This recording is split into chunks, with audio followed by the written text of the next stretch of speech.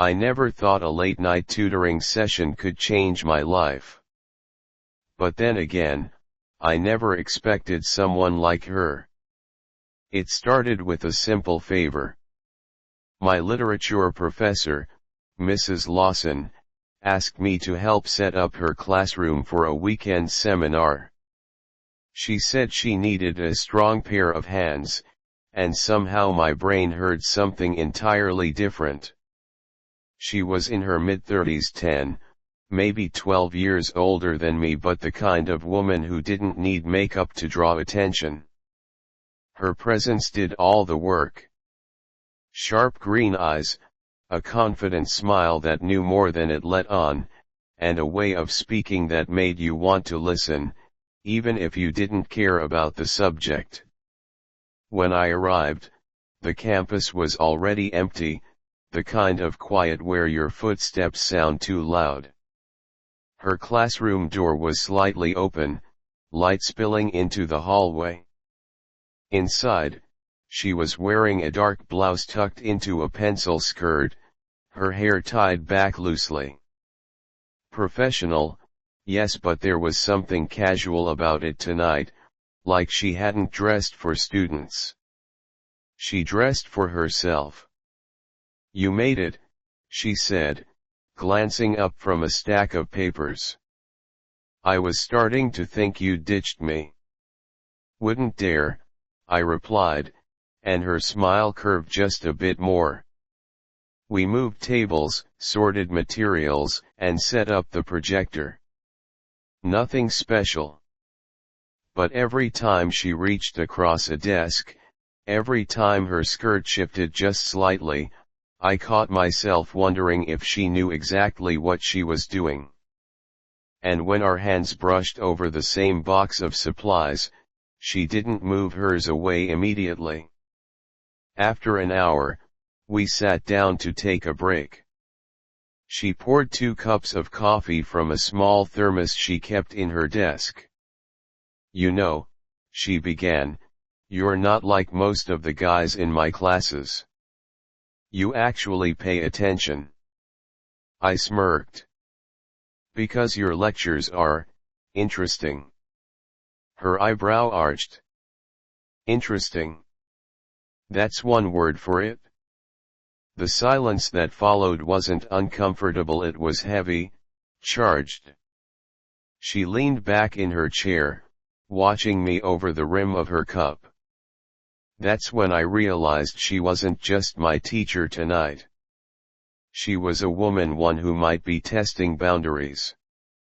The conversation drifted to books, to travel, to music. She told me about her time in Europe, how she'd studied in Paris, and how much she missed the city. I told her I'd never been out of the country. "That's a shame," she said softly. "There's a lot you could learn, out there." Her tone lingered on the words just a little too long. When we finally finished, she walked me to the door. But instead of saying goodbye, she placed a hand lightly on my arm. "I could use your help again tomorrow," she said. "Same time." And in that moment, I knew she wasn't talking about setting up chairs. The next night, I showed up 5 minutes early. I told myself it was just to be polite, but the truth was, I couldn't stop replaying the way Mrs. Lawson's hand had lingered on my arm. The classroom was empty when I got there, but her bag was on the desk. A faint trace of her perfume hung in the air, subtle, like citrus and something warmer beneath it. She walked in carrying 2 paper cups. "Thought you might like coffee again," she said, handing me one. Her lipstick, deeper than yesterday, left a mark on the lid of hers. I wondered if she noticed me staring. We started working, but there wasn't much to do tonight. I caught her looking at me more than once. Each time, she didn't bother to look away immediately. "Tell me something," she said suddenly, leaning against the desk. Something you've never told anyone here. It felt like a challenge. I told her about the time I almost dropped out my first year, how I'd felt lost, like I didn't belong. She didn't laugh or pity me. She just listened. Then she leaned in slightly.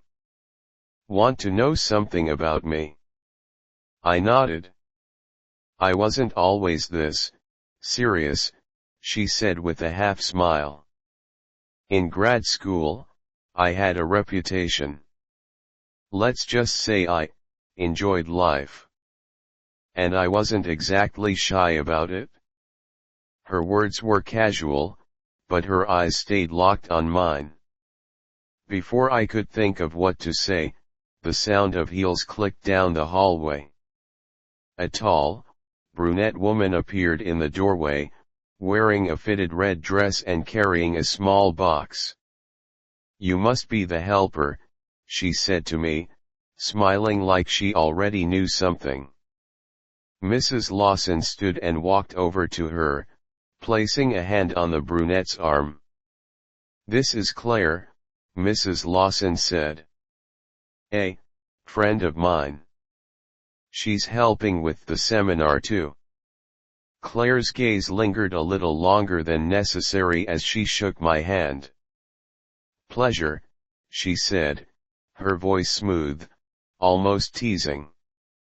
The two women exchanged a look I couldn't quite read. Then Mrs. Lawson turned to me. I was hoping the three of us could go over some arrangements tonight.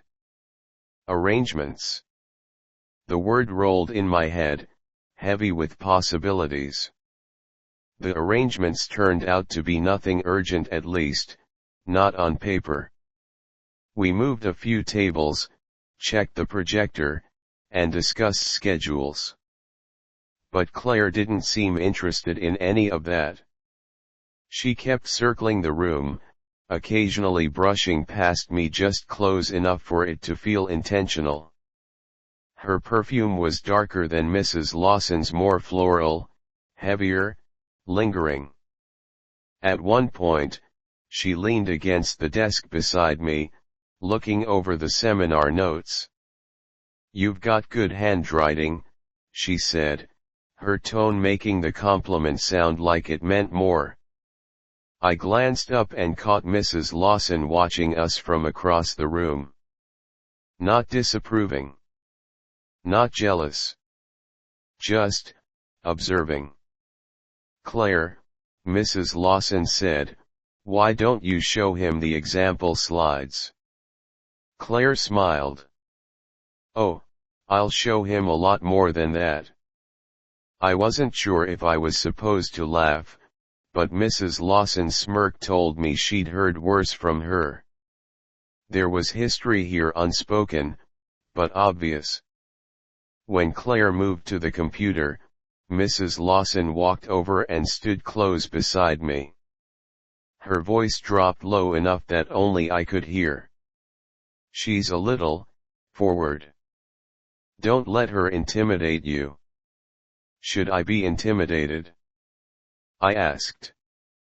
That depends, she said, brushing an invisible speck from my sleeve, on how well you handle pressure. Her touch was brief, but it left a spark behind. Claire called us over, and we stood side by side in front of the glowing screen. As she scrolled through images, she leaned in close enough that her shoulder pressed against mine. Mrs. Lawson stepped in on my other side, creating a subtle, inescapable space between them. For the rest of the evening, they moved around me like they'd rehearsed it, passing papers, handing me pens, standing close enough to share their warmth but never crossing a line too far. Not yet. By the time we were done, I wasn't sure if we'd accomplished anything for the seminar. But when Mrs. Lawson walked me to the door again, she paused. Same time tomorrow, she asked. Her tone was light, but her eyes weren't. Before I could answer, Claire appeared behind her. "Oh, I'll be here too," she said, smiling like she knew exactly what I'd been thinking. By the time I arrived the next night, I already knew the work would be secondary. Mrs. Lawson had dimmed the lights, only the desk lamps and the projector glowed. Claire was already there, perched on the edge of a desk, legs crossed, her red dress replaced with a fitted black one. She greeted me with a slow smile. "You're early," Mrs. Lawson said, her voice carrying that same amused edge as before. "Good. We've got a lot to go over." If there were papers or slides involved, they stayed untouched for the first half hour. Instead, we talked about travel, about books, about things that had nothing to do with school. But the conversation was a dance. Every comment from one of them seemed to be designed to push me closer to the other. At one point, Claire leaned over to show me something on her phone. Her hand rested briefly on my knee, not long enough to be obvious, but long enough to register. I glanced at Mrs. Lawson. She wasn't looking away. In fact, she was smiling faintly, like she was watching a game unfold exactly the way she planned. "You two seem to be getting along," she said after a moment. "Should we not be?" I asked. "That depends," she replied, "on whether you understand the rules." Her tone made it clear she wasn't talking about classroom policy. Claire set her phone down and tilted her head toward Mrs. Lawson. "Maybe we should explain them," she said. Mrs. Lawson's eyes stayed on me. "Or maybe," she said slowly, "he should figure them out." The air between us was thick, now heavy with meaning. Every word felt like it had a second layer I had to decode. When the clock hit 9, Mrs. Lawson finally stood. "That's enough for tonight," she said, though it felt like we'd only just started. She walked me to the door again, but this time, Claire followed. As I stepped into the hallway, Claire leaned close enough for her hair to brush my cheek. "See you tomorrow," she whispered, her voice almost a promise. Mrs. Lawson just watched me with that calm, knowing expression that made my pulse quicken. The next evening, I almost convinced myself not to go. It wasn't fear exactly, it was that buzzing anticipation you get before you step into something you know will change things forever.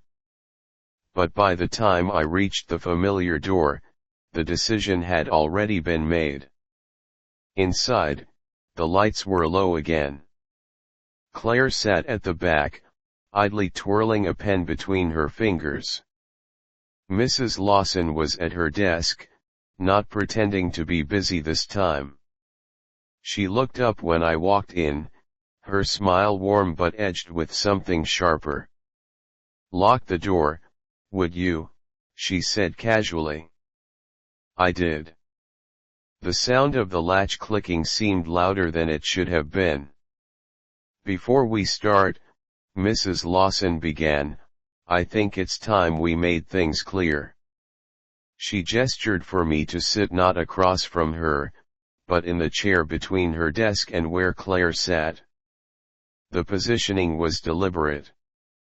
I could feel both of them in my peripheral vision.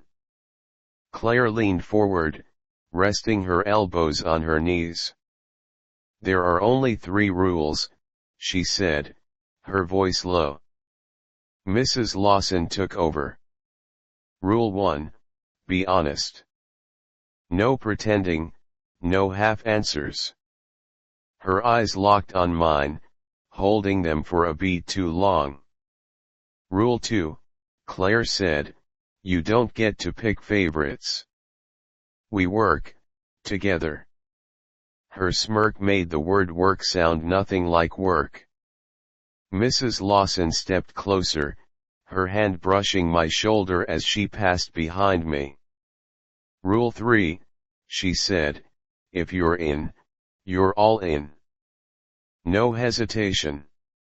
The air was thick now, warm from the unspoken promises layered between each sentence. I swallowed. And if I break a rule? Claire's smile deepened. Then we get creative with consequences. Mrs. Lawson rested a hand on the back of my chair. So, she said softly, are you in? In that moment, there wasn't a single doubt left. I nodded. Her hand squeezed my shoulder gently before she stepped back, exchanging a knowing glance with Claire. Good, Mrs. Lawson said. Then we'll begin after the seminar tomorrow. It wasn't an if, it was a when. And walking out of that room, I realized I wouldn't be able to think about anything else until then.